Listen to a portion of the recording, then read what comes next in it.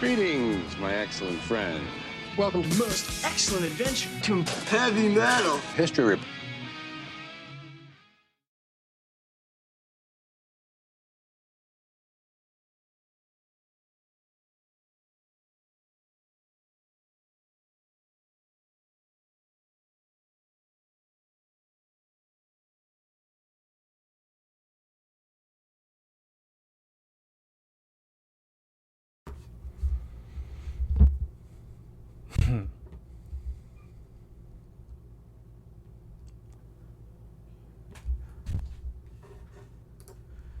How's it going, man? Thanks for taking the time to do this.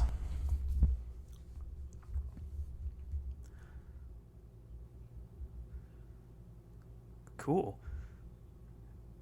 So Smith is your last name, correct? That's cool. I just want to make sure I have your whole name correct before I do like an intro and all that stuff, because man, sometimes I get people on with like hard last names to pronounce, and I'm like, fuck, can you just say it, man? But yeah. Uh-huh.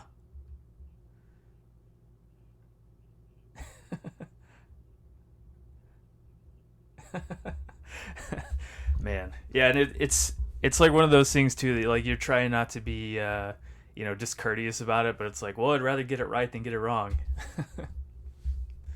Well, cool, man. I'll do a quick little intro and we'll go from there. Cool.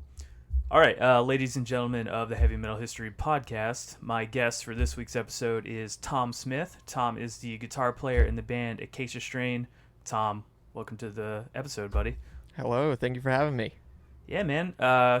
You guys have been doing some really, really interesting shit over the past 6 months, I would say, with the, I guess, full length and then all these EPs, and I definitely want to get into that into a second. But the thing I kind of like to start with on this podcast, it's a bit of a cliche question, so to speak, but I like to know your heavy metal history. You know, what are those records and bands that you remember hearing that got you into heavy metal? That's a long hole to dive down because I was raised on metal. Like, my parents love metal. Like, I think my mom's favorite band nowadays is probably like Hatebreed or something. Like, not that was my gateway, man. Yeah, not many people could say that, but yeah, my parents, they raised me on a lot of metal. Like, my main bands growing up, I mean, they were the obvious ones like Slayer, Metallica, Sabbath. Like, Hatebreed was a huge one for me. I saw Hatebreed and Slayer together when I was 9, and that was like my first real show. Actually, that was like my second real show I'd ever gone to. My dad used to take me to shows like every single week. So, I mean, as far as records go, the first 3 Metallica records, Kill 'Em All, Ride the Lightning, Master of Puppets, those are like the only Metallica I still will listen to. Yeah. Any Slayer record, really. Pantera was huge. Far Beyond Driven is one of like my favorite records ever still. Yeah, a lot of just it's a lot of the cliche bands nowadays, but like all that shit, like all the 80s thrash stuff, like the groovier, like Sepultura, Pantera kind of stuff.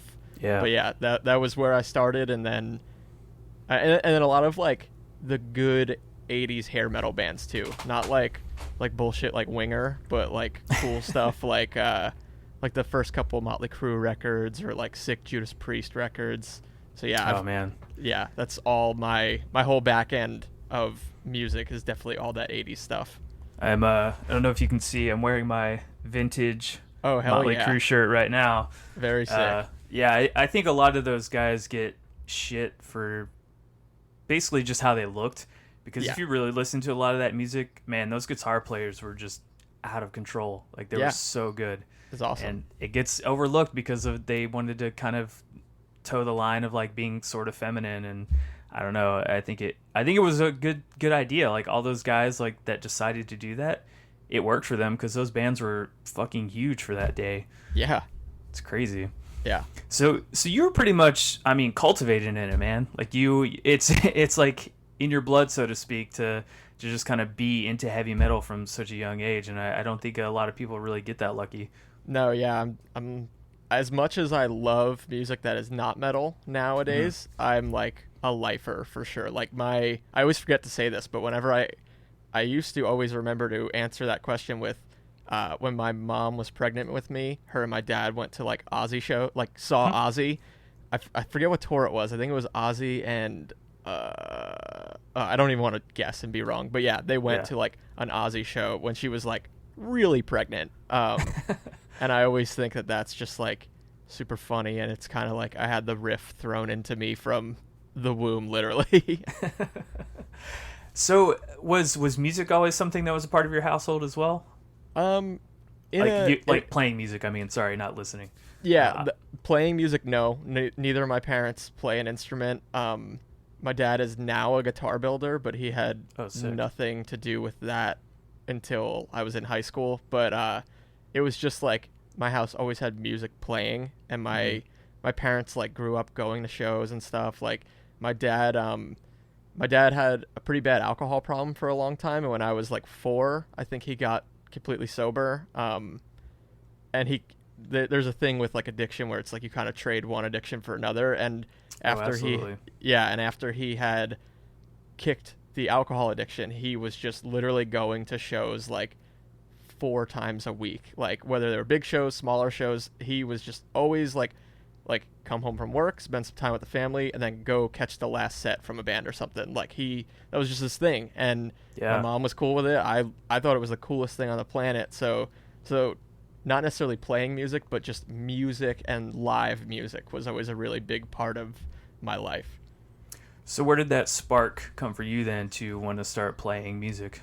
So, because my dad was going to all those shows, it was just kind of like it turned into a little hobby of himself to like get a disposable camera, take a bunch of pictures, and then he got real obsessed with... I've actually never even thought of the story based off of this, so it's really funny that we're talking about it this way, but he got really obsessed with, like, we had this sick like photo printer, which was which is funny because it's like disposable camera photos, and then a digital camera with a photo printer was like life-changing for our house. But he would just decorate our hallways with these pictures of shows, like at shows that he took off of either like a really early digital camera or a disposable camera, like do that thing where you go to Walgreens, you print it out at the kiosk kind of thing, and he just lined our hallways with photos that he took or like stuff from DVDs that he liked, like band DVDs. And from I think 95 to like 2001, Anthrax's fill-in kind of like touring guitar player, he was never an official member, but their guitar player Paul Crook, he was from Jersey. My dad, he was playing with Sebastian Bach's band between doing Anthrax stuff. And my dad had gone to see him and taken pictures of him, and he had that see-through like acrylic green BC Rich Mockingbird, which to this day is, I credit that with the reason I wanted to play guitar. And turned out that Paul had like a little just side gig, like a cover band that he would play at a club down the street from my house. And my dad was, once he realized how much I liked just Paul because of his guitars, he was like, well, he plays there every week, so we could go try to meet him if you want. And literally took me to meet him. Paul was like the nicest guy to me, spent time with my dad, and him and my dad became really good friends. And that was just like, literally, I remember sitting in the car going back to the house being like, hey Dad, I want to play guitar. Like that was exactly the moment. Like I was just so awestruck by how nice this guy that I had idolized because of his guitar playing, or even just his guitar that he owned. Like it was just such a, like a it was, for being, I was 8 years old, and it was just so profound to like meet somebody that I kind of idolized and how well they treated me, that I was like, I want to do that. I want to make people, like, now looking back now, I could say my whole reason was that I wanted to do that, but when you're 8, it's just like, I want to be like that guy, you know? Like, I just wanted to be cool and play a sick guitar. Yeah, because I mean, at that age, you don't really get to meet people like that too often. So you had like this great opportunity to sit with this guy and kind of learn what he's about and see him in a not necessarily professional setting, you know, outside of that. Kind of like when you guys do like meet and greets or stuff like that too, or whatever, whatever you guys do. That's such a different setting from like being on a stage, and it's nice to kind of get those one-on-one moments with people like that. So it's it's awesome that he influenced you that way, whether it was him or his guitar. That's a good story, man. I love it. it's I'm very fortunate that that's how it kind of lined up, like with my dad being the one to spark that. I mean, my mom too, but yeah, I'm definitely very fortunate that I had parents who kind of set me off in the ways of like a musician and like a metalhead, even though they weren't musicians. So what were, if you have any, because I love a lot of photography, especially concert photography. So what were some of your favorite shots that your dad maybe took that you can remember? Ooh, that's a good one. Anything with Paul in it, because he always had a BC Rich Mockingbird of some type. And my 3 favorite guitar shapes to this day are Telecasters, Les Pauls, and Mockingbirds. Okay. So literally anything with a cool Mockingbird in it. He had, I remember my favorite color growing up was green, and he had a picture of Quiet Riot that he had taken, and their guitar player, I think his name's Carlos, had this like Kelly green Charvel or a Jackson, and it was more like a Strat than like a Super Strat. Like it was real rounded on the edges, but it wasn't a Fender. But I was just like, man, that guitar is so cool. Like I was just drawn to like green guitars. But then beyond that, I can't think of any real examples. There's a cool like Slayer poster that we had gotten when I had like gotten a guitar or something. I can't think of any specific ones, but there was so many that like anytime I go visit my parents now, back up in Jersey, their whole house is not that anymore, but the basement hallway, like the stairwell to go to the basement, is still all those exact same pictures. Whoa. Like he kind of like rehoused them. And so every so often, like if I go to visit them, I'll just take a trip down the hallway, be like, wow, these are literally the photos that got me kind of interested in everything. That's so sick, man. Like I think it's a pretty rare thing that I've come across, like talking to people, is, you know, the household where like it kind of cultivates that influence of heavy metalness, if you will. Yeah. especially with such an abrasive genre. Like I know a lot of people who like music is huge with them, but it's like Pink Floyd and Cream and stuff like that, which is awesome. But I'm really happy that I learned the like true ways of metal, you know, from an early age. So I assume obviously you listen to other stuff outside of heavy metal. How long did it kind of take you to realize or notice that there was other genres, and like what kind of bands did you gravitate towards outside of metal? It's funny. Nowadays I kind of, and I hate being that guy who's like, oh, I don't listen to heavy music nowadays, because it's bullshit. Like I still love heavy music. Like it's just a different kind of heavy music I listen to now. Like I'm much more on the atmospheric side, where it's like there's a lot of light parts. Like I love doom metal because it's so like it's either this huge thing or this super small moment where it's like borderline ambient noise, you know? I mean, and that's not to say that I don't still listen to fucking Cannibal Corpse or Cattle Decap frequently, you know, but I get a lot more inspired by things that aren't metal nowadays. And when it comes to writing metal, I have to stop listening to it surrounding that time frame, because if I don't, I try to just copy what I'm listening to. But honestly, I was probably a bit later in the game than I wish I was with learning about other genres. Like all through middle and high school, I was like that guy who I didn't listen to like the typical like high school emo bands or like the quote unquote scene bands. Like I didn't listen to Under Oath until I was like 24, because I thought that they weren't metal. And I was like, nah, that's like for losers or like dorks. Like you guys think you're metal, but you're not metal, you know? Now, like, was that before you knew about their first couple albums that were like really actually kind of black metal-ish? Well, I was kind of like so true to being the metal kid that I would like trick myself into thinking stuff sucked just because of who it was. Like I remember a singer of like my first band, he had an Under Oath hoodie on, and we were like a melodic death metal band, like Arch Enemy or In Flames, kind of something like that. And I remember him wearing an Under Oath hoodie. I was like, what the hell are you doing wearing that? He's like, man, they're sick. Like, and he showed me, I think, What's the one right after They're Only Chasing Safety? I forget the. Oh man, the lineage. that's kind of when I gonna- stopped listening. While I say this, I'll just look up my Spotify. But I Yeah. remember he showed me something, and I was like, in my head, I was like, oh, this is different than what I thought. But I can't admit it because I've just been so adamant about it not being good in metal, you know? Yeah.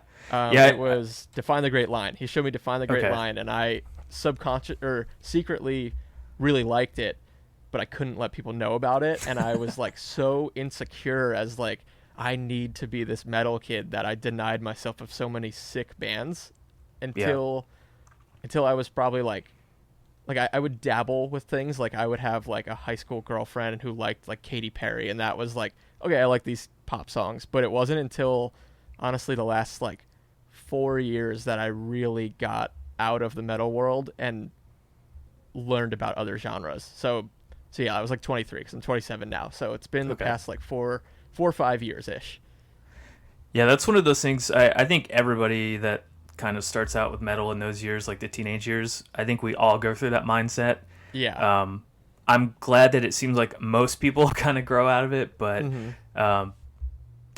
what was that? Sorry, something popped up on my screen. Oh, you got. Yeah, it's good seeing when people can kind of grow out of that mentality and open up their horizons a little bit more, because especially with writing music, I think that non-metal influence is equally as important as the heavy metal influence for exactly what you said. If you're listening to metal so much, you know, you're just going to try and copy it in some way, but in your own style. Yeah. Whereas I think if you take those non-traditional elements and kind of incorporate them into heavy metal, that's where you get the new stuff that kind of like embraces the sound that you're working with. And it's cool to see that you have grown out of that and have that mindset. Yeah, I learned that I needed to stop listening to metal when I tell the story all the time, but I accidentally rewrote a Hatebreed song once. I was just listening to a lot of Hatebreed, and I sat down at my computer one night. I was like, all right, I'm just gonna like, let's write some stuff that sounds like Hatebreed. And I almost exactly rewrote their song You're Never Alone from Perseverance. And wow. I like did the whole demo, and then I played it, and then I was like, wait a second, like, this is too familiar. Why does this sound so familiar? And then I realized, oh my god, I just, without realizing it, copied this entire song almost note for note. So yeah, that was when I was like, okay, if you're trying to write, just listen to anything else. And I think that's when I started to really come into my own as a songwriter, is taking like pop hooks or taking like the mood of an ambient indie rock song and putting that to like a metal song, you know? Like I think it's just building on what we were saying. I think it's important to know the formula of like what metal is, but then take everything else out from other genres and see how you can add to metal. Yeah. Yeah, and I think there's a fine line with that too. Like you don't want to go too far to one side where it's like ultra poppy, unless that's, you know, your thing. I know there's bands that kind of do that and crossover, but not in your band's case. So yeah, that would be weird if you guys tried to incorporate a lot more pop elements. Yeah, I mean, we did one weird record with It Comes in Waves, so I don't know if we could go the pop route as much as I would want to, because I spend more time writing pop music than I do metal now. Yeah, that's so yeah, let's kind of move on to that, because I do want to talk to you about these two records, or I guess a record and EPs that you've been working on. It seems like there's been a lot of thought put into these two pieces of music. When did the writing process kind of start for It Comes in Waves, and was it at the same time as these EPs? Because it feels like everything has been a pretty solid like flow, so to speak. I mean, there's different, you know, elements in each different EP and album, but it seems like you guys must have done this all at the same time. But correct me if I'm wrong.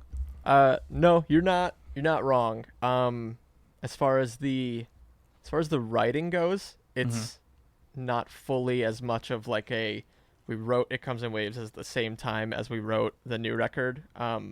But we did very much work on them at the same time. So It Comes in Waves was basically a really, really vague idea that Vincent had in 2018, like pretty much like January of 2018.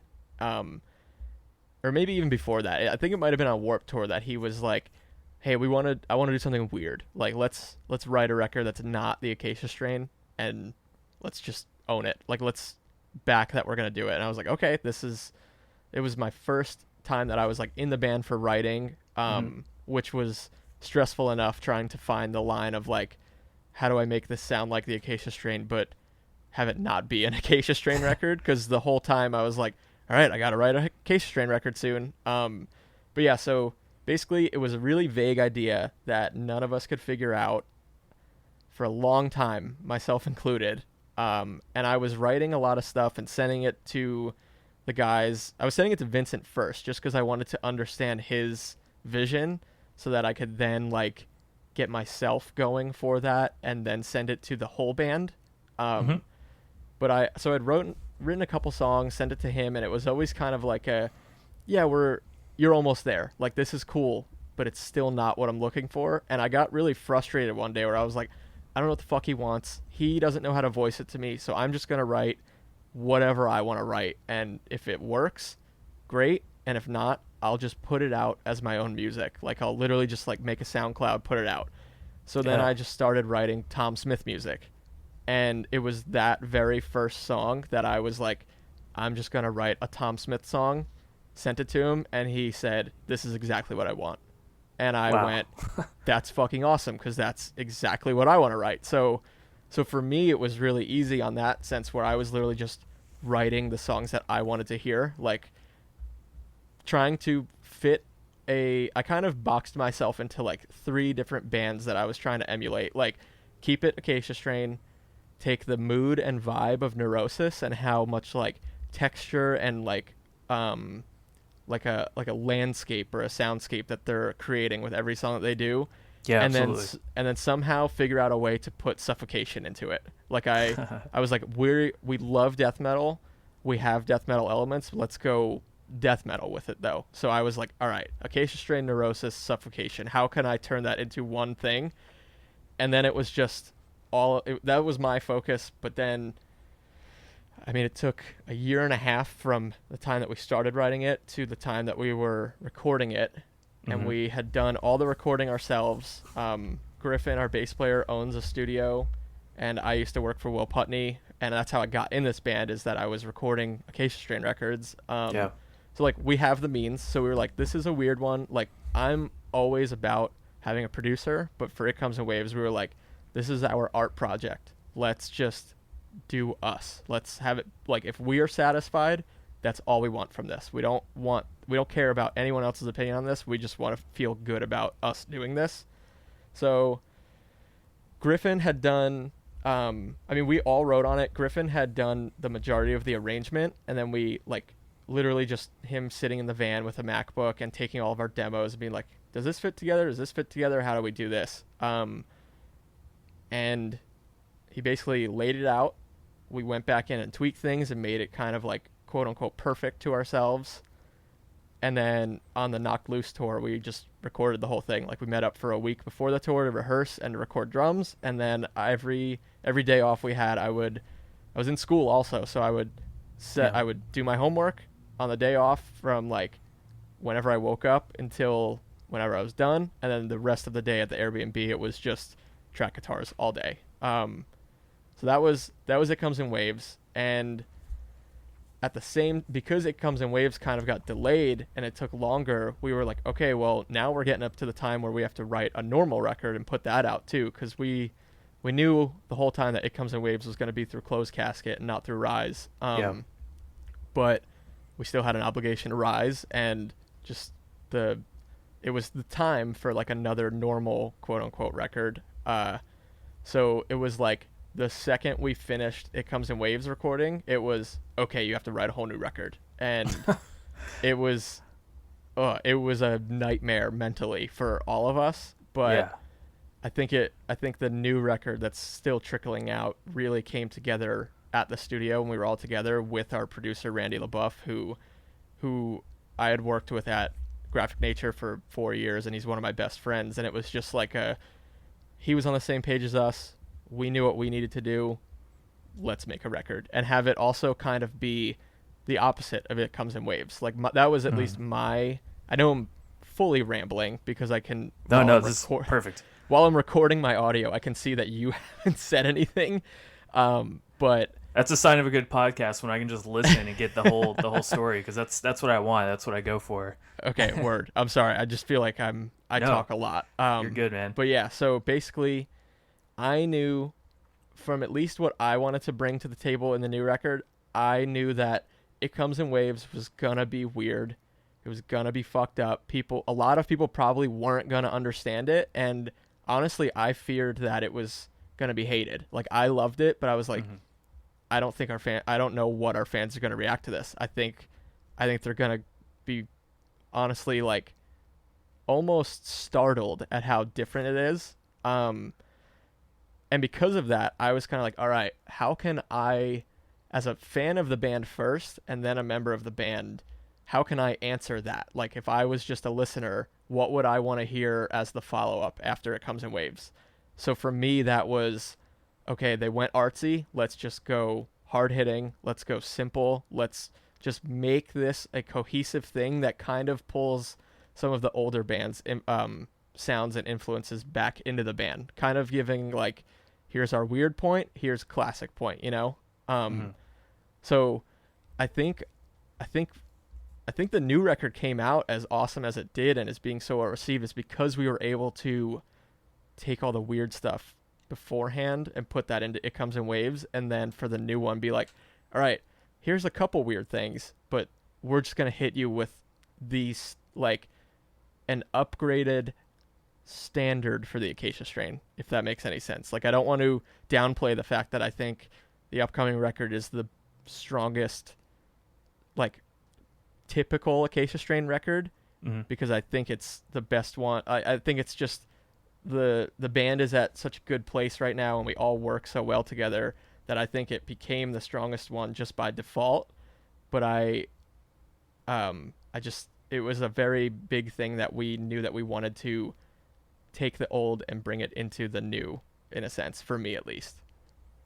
So with It Comes in Waves, what do you think kind of, I don't want to say influence, but what do you think Vincent was trying to go for with, like, wanting to do this weird kind of outside the norm Acacia Strain thing, but still have it be under the band name? I think, I mean, I can't speak for him, but my experience around him and that record and just the history of the band is that 2017 to 2018 was a very transitional time for us as people. We were obviously all still the same members from 2000.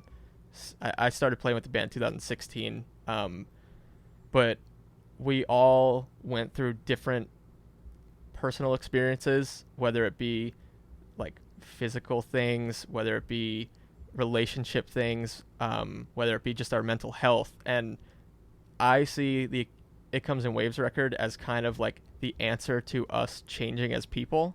Yeah. And that's kind of what I that's what I interpreted Vincent's motive behind it was, we are different people now.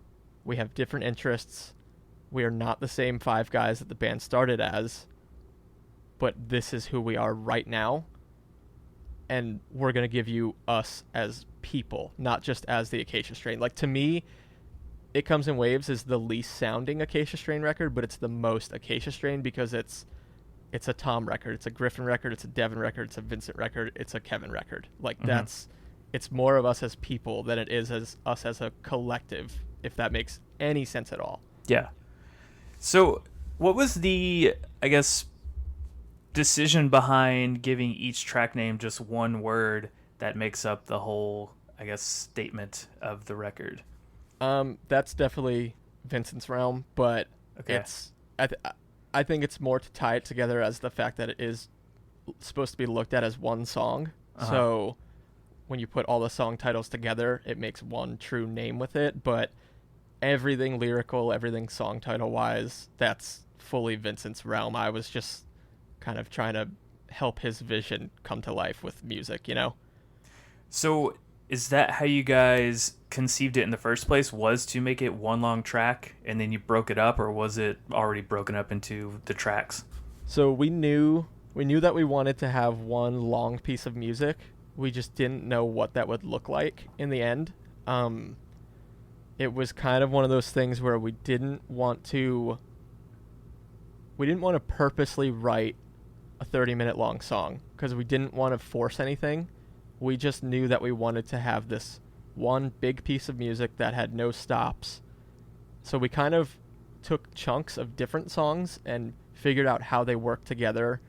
As far as like the demoing process goes, like we just wrote songs, saw what worked together. Like there's a few pieces, like the song that was me sitting down, and that was literally a whole song that I just wrote start to finish. Like it wasn't supposed to go in or out of anything, but we wanted everything to go in or out of each other to make it be one big thing. So I don't think we had any true like goal that we were trying to hit with making it all spell out one thing or make it be specifically 7 tracks or anything, but it was more just a thought of, we know we want this to be one piece of music that you have to start it from the beginning, you can't skip around, and you have to just sit there for 30 minutes and experience it. And it the more we worked on it and the more progress we made, the more it was like, okay, let's do it this way. But at the very beginning, it was literally just a free-for-all. And it was a total, like, I can't say how difficult just getting to the point of understanding the idea it was in the beginning was, but once it clicked, it was like, holy shit, yeah, okay, I know what I'm doing now. Let's fucking go. Like, let's just not stop until it's there, you know? Give me 1 second. My cat is going apeshit outside my door. That's totally fine. She does this all the time, and then it like picks up on my recording, and people are like, "Hey, why is your cat doing that?" I had to stop an interview the other day because my dog was asleep behind me and dreaming and squealing in her dream. Oh no! So I totally feel you. It's totally cool. Hey, that's what editing's for, right? Yeah, exactly. Okay, yeah. So I think one thing that I kind of noticed with all this stuff and really piqued my interest kind of back into you guys, because to be honest, I kind of like, not that I stopped listening to you guys, I just kind of like, I don't know, it was like a record would come out and I'd be like, oh cool, Acacia Strain record, but there's, so much music that comes out all the time, I would kind of just forget about it, so to speak. Yeah, totally. And then I'm like seeing this new stuff come out, and I'm looking at all the detail and purposeful kind of work and interesting stuff going into everything, like just the one track names, or taking Decay and splitting it up by each letter and having this incredible art go across each thing. And how much time do you guys kind of take to kind of work all that stuff out for each of these records? Because it seems like it's very meticulous and well thought out, and I love seeing that kind of effort put into music. Yeah, that's anything with the releasing and the way that things are brought out it's all Vincent. Like I don't think he gets enough credit for the actual like visionary part of the band, because he's a singer who is known to just be this guy who plays in this band where people mosh to, but I don't think people realize the depth of how artistic he is, because of the sound of the band. Like if he were the front person of somebody that sounded like Mastodon or Neurosis or Converge, I think it would be just like a given of, oh yeah, he's artsy, like this is probably his ideas. But because we don't sound like that, I think he loses the credit, because like splitting up the upcoming record, since we don't know, I'm not confirming or denying that it's Decay, where that's last letter still not out, maybe more letters, but sure. But I mean, when he brought that idea up, I was like, why? That's a terrible idea. Like I don't listen to singles. I wait for records. And I was like, if there's more people like me, that's going to suck. But I had to trust him and understand that there's a reason this band has gotten to where it is and stayed relevant for so long. And it's because Vincent has the vision, and he keeps his ear to the ground. He analyzes what every other band around him is doing and tries to figure out a way to set us apart from it. And I think he deserves more credit for the the vision of the band than just being the singer and the face of it, you know? Yeah. Yeah, I would agree with you, man, because that's one thing that I've noticed is, like, you guys are, one of the top bands in that genre, and you've never faltered to, kind of the cliches that a lot of bands kind of fall into, and you've always done something to up the game for whatever you're going to do next, and it's good to see that you're always kind of pushing yourselves into that next thing. Thank you. Yeah, I appreciate that. Yeah, I mean, it's one of those things that I look for in music that I feel like, I don't know, maybe a lot of people don't. I don't know. It's just me talking about me. Where I can see that bands are trying to, keep their sound. They know what kind of sound they have and what they're going for, but they always try to, like, do a little extra or do a little more to kind of evolve that instead of always putting out the same record. No offense to Cannibal Corpse. I love them, but, man, they put out the same record like 5 times in a row now. But that's fine. It's Cannibal Corpse. Some bands get the pass. Cannibal Corpse, Slayer, those are the two at the gates. They get the pass. But I mean, you could kind of see how people would kind of put you guys under that umbrella, that the pitfall would be, oh, they just play breakdowns, they're never going to do anything different. But that's not true at all. Like, I mean, with It Comes in Waves, that's such a brilliant kind of weird idea to push it in that little bit of a direction, but then split up the next album into all these different parts. And I mean, it's cool that you guys all were on board with that kind of a project. Yeah, I think a big part of it too, and this is not to discredit any past members of this band, because everyone that I know who has been in the band before me are awesome, and they were important and integral to where the band was then. But I think from a musicianship standpoint, I think the 5 of us or I guess the 4 like instrumental musicians in the band were the best the band's ever been as far as like skill wise goes as a unit, and I think that was kind of part of it, is that all of us are more capable than what the band's sound normally is. And since all of us are at that point, like, we're all at the same level or like excel in something slightly different kind of thing, but we're all at the level where it's like we can figure out what we want to do that's different but still have it feel close to home. And that's not to say that somebody from the past lineup couldn't do that, but I don't know if the whole band had that same feeling the way that we do, where it's like we're very passionate about how we play, we're very passionate about all of our gear, just every part of the show and every part of us as musicians, I think has been really highlighted with us over the past like 2 years, really, because I even see a shift from when I joined the band, like where we just take all of our playing a lot more seriously, and I think that's a big part of why we were able to and comfortable to branch out, because we're all on the exact same page as far as like what bands we like and what bands we love and what the sounds we want to create are and why we like certain bands and how to make that happen. So I think a big part of just being comfortable with taking that leap was that we were confident and good enough that we can do it the right way. Yeah, and I think a lot of that too, obviously, like, so much has changed from, the year 2000, 2003 when those first records came out and who was in the band at that time, that I don't know why they would want to keep putting out those same records, Yeah, I think it's just, yeah, I agree with you. I don't know why I cut you off, but yeah. No, you're fine. You're fine. I mean, that's the thing. Like, when you have member changes, stylistically, things are going to change within the band, and I always feel like 95% of the time I would say they're for the better.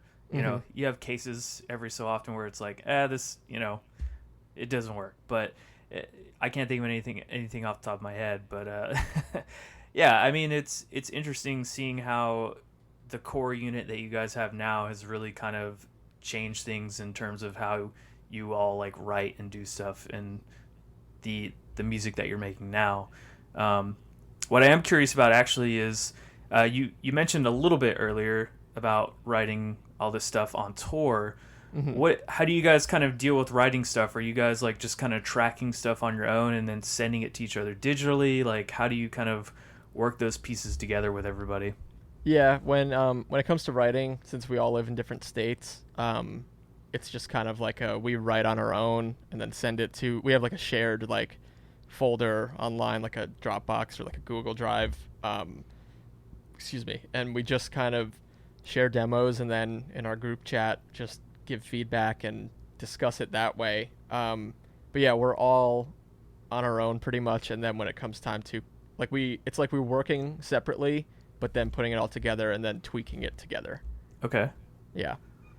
So you mentioned it took about a year and a half for like the writing part of It Comes in Waves. How long did it take you guys to record it? Because you mentioned, you have all these people that you know. Mm-hmm.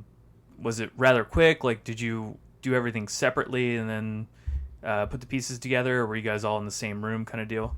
I would have loved to have done like a live session for it. But because of the way that we wanted the record to come out and just the timeline, we didn't have a way to do that. I do want to do something, and I know the rest of the guys want to do something where it's like a live record, where it's like we are standing in the same room, no click track, like just here's the record, we're playing it live.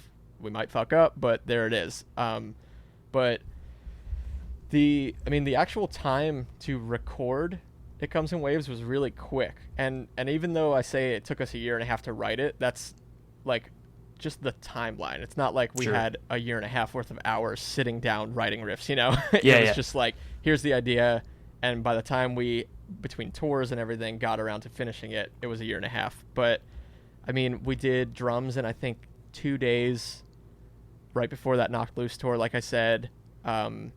Griffin engineered them, and I was like kind of like the co-engineer, co-producer of the drums. Like it was basically drum tracking was basically me and Griffin sitting in the control room and just giving Kevin some guidance. Like anything that he was like unsure of, we'd be like, hey, let's try it this way. So that was like 2 days for that. And then as far as all the guitars, it was done in, if I can do simple math, probably like 25 hours for every guitar track and bass track on there, because it was like I said, I would set up in an Airbnb and I would just track guitars all day. And when it came time to do bass, like I would engineer Griffin so that he could just work on playing and didn't have to worry about tracking himself. I personally work a lot better when I track myself, so it was just easier for me to just be the guy controlling it all. And then anything Devin wrote, I would call him in, or if it was just like a quick little tail of a riff, I'd just be like,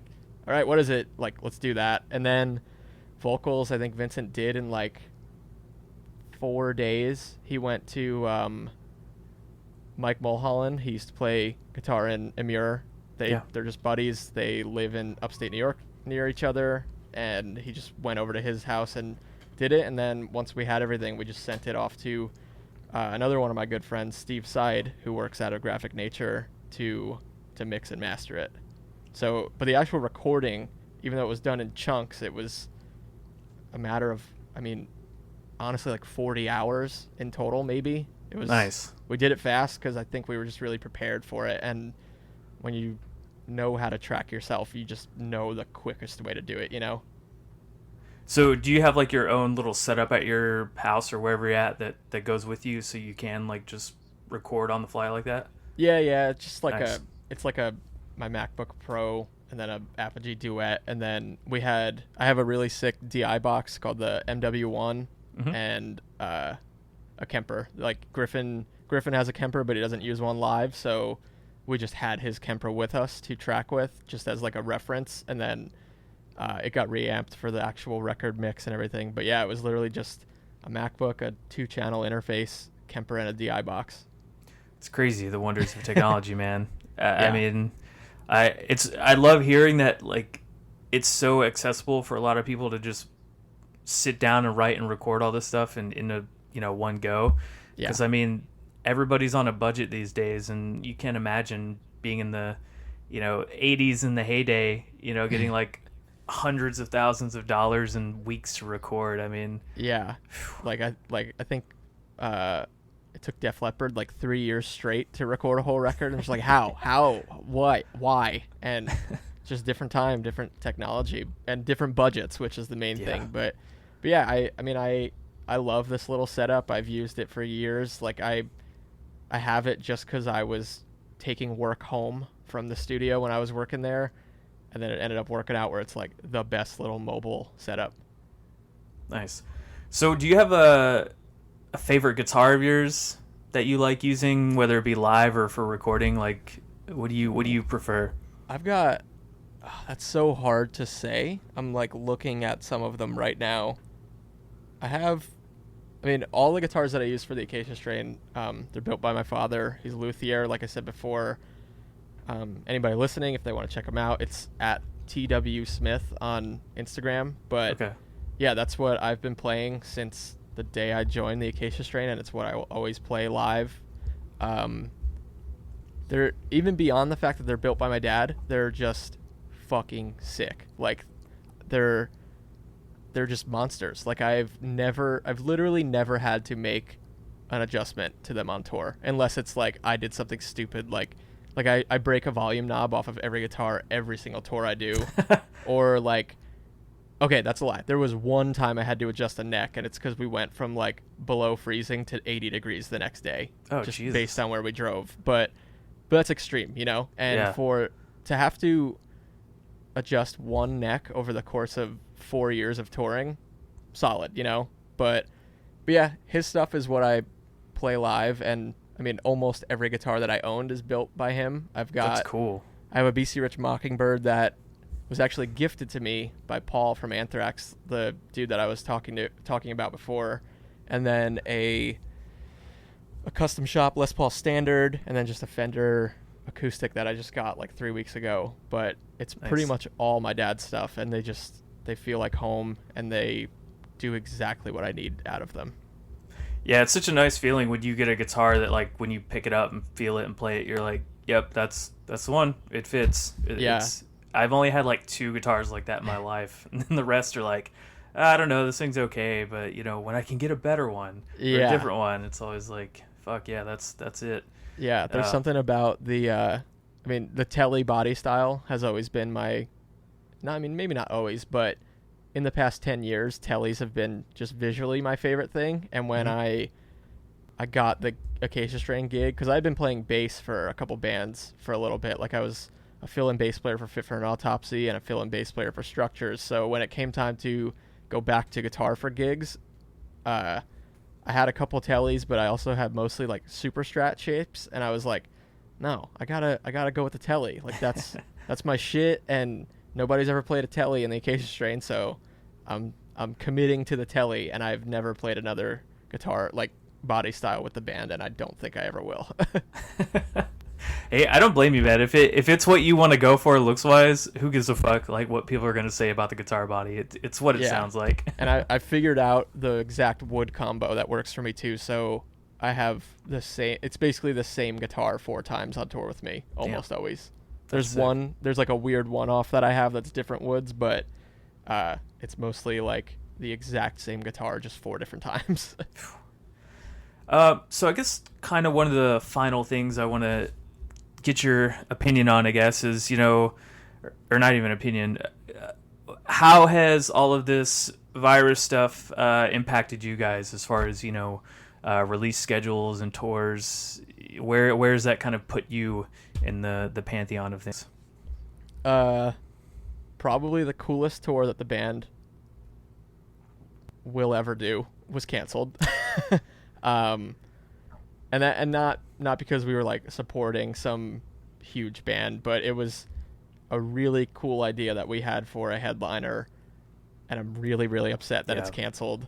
But that doesn't mean it can't happen still. Like we will make it happen at some point, because every one of us was like, this is going to be the most fun thing we've ever done. But yeah, so coolest tour that we should be leaving for in like 3 weeks, canceled.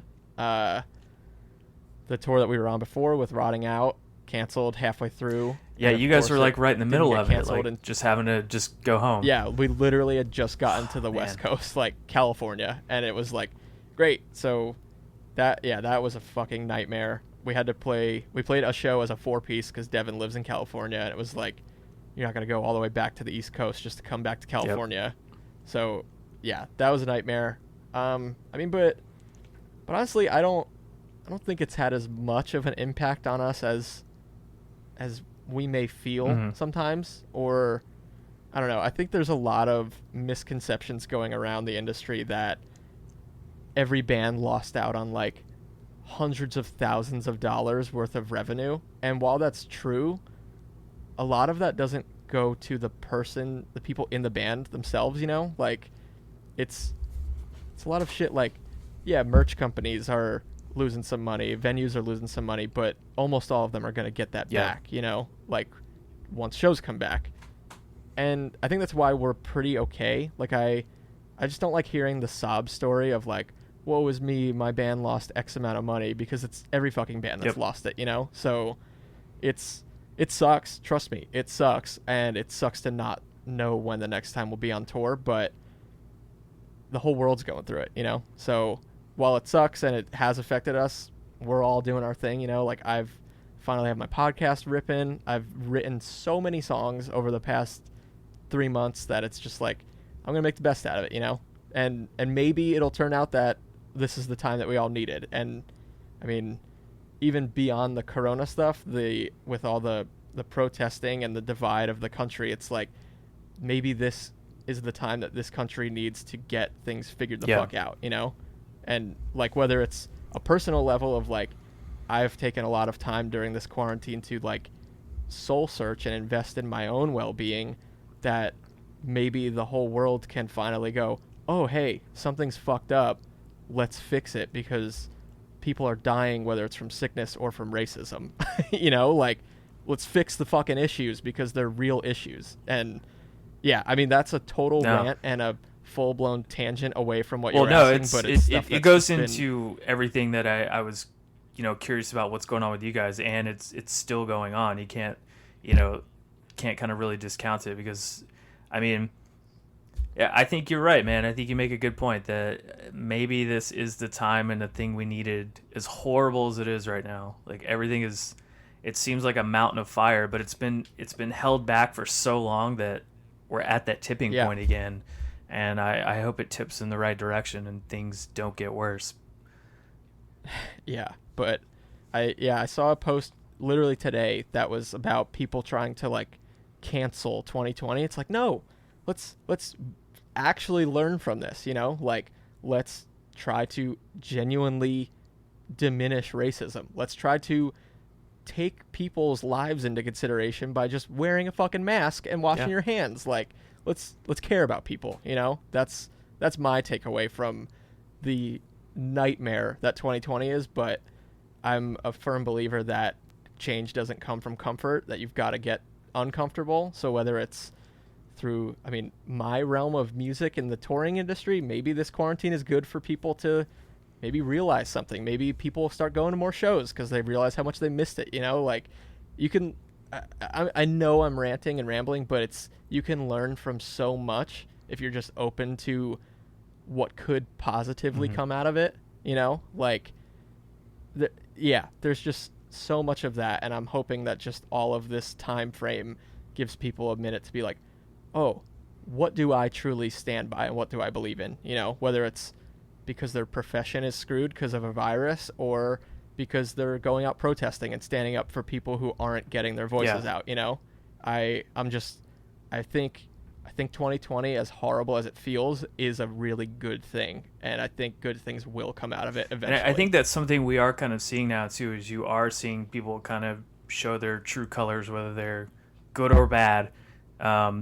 And even just down to like the band and musician level, I have a lot of musician friends from touring myself, and you see, you know, them posting in, you know, with the Black Lives Matter movement, and then you see comments from people being like, "Ugh, it's disgusting. I had so much respect for you. We'll never listen to your music again." It's like, good, blows no loss. my mind. Yeah, good. Yeah, get the fuck out of here. I don't want you. If you, and oh god, I could go on for fucking days about it, because it's an argument over basic human rights.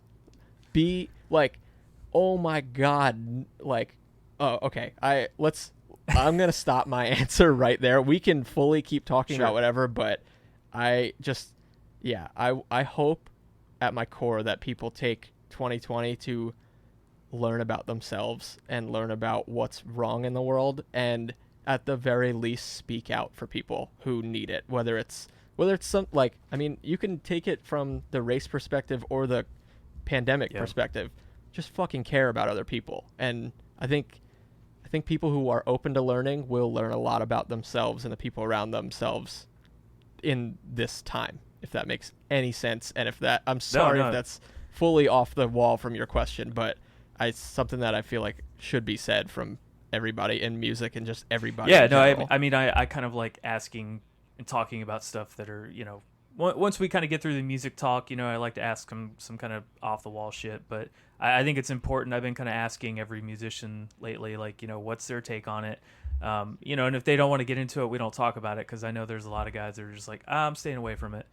Not because, they don't believe in it. It's just like they're here to talk about music or whatever. And I'm like, yeah, no, that's cool. We won't talk about it. But yeah, it's a really important time for everybody. And, I think we're going to get a lot of good records out of this.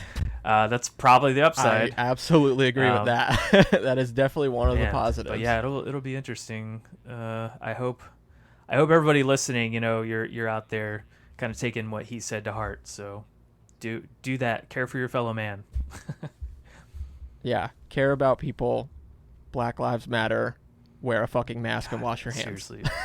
That's my PSA to everybody. Well, one final thing that I want to discuss with you. I saw a post, I guess it was a little while ago, where you had rewatched Twin Peaks: The Return.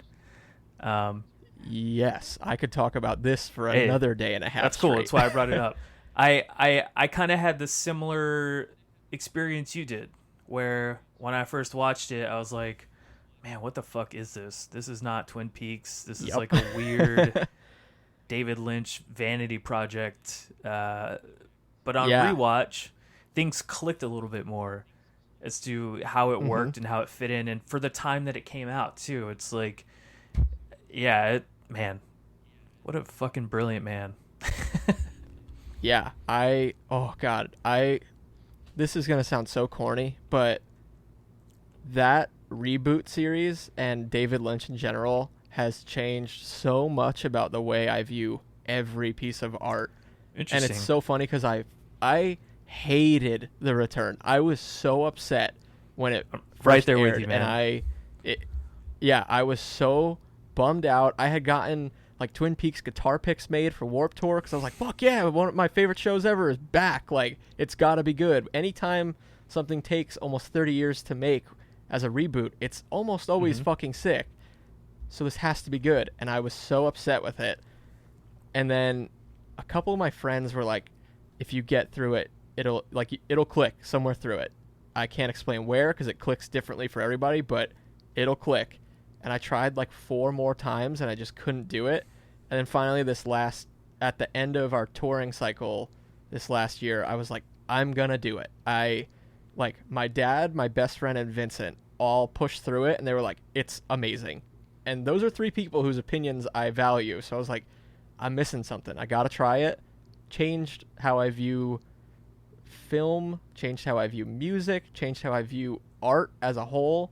It's perfect. I've been thinking about rewatching it because I want to just experience it again. Yeah, man, Lynch, he's one of those guys that I even now, the stuff that he's doing a lot of short films lately.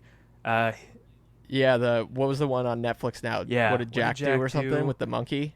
He's doing these daily weather reports on YouTube, like on his YouTube channel, where he just sits there and looks out his window and he's like, well, it's sunny outside today.